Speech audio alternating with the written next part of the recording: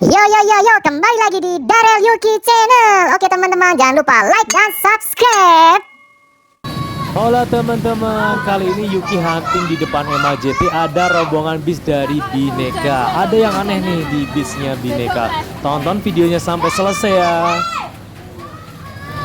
Kenapa Yuki hunting di depan Indomaret? Karena lagi hujan teman-teman. Walau hujan tetap membasuri.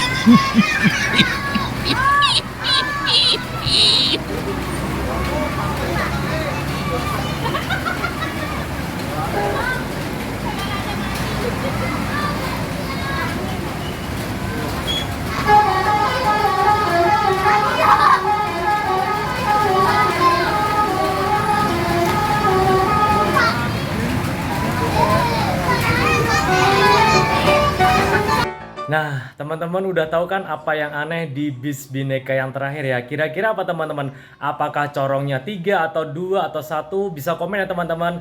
Terima kasih yang udah nonton video Yuki sampai selesai. Sampai ketemu di video Yuki berikutnya.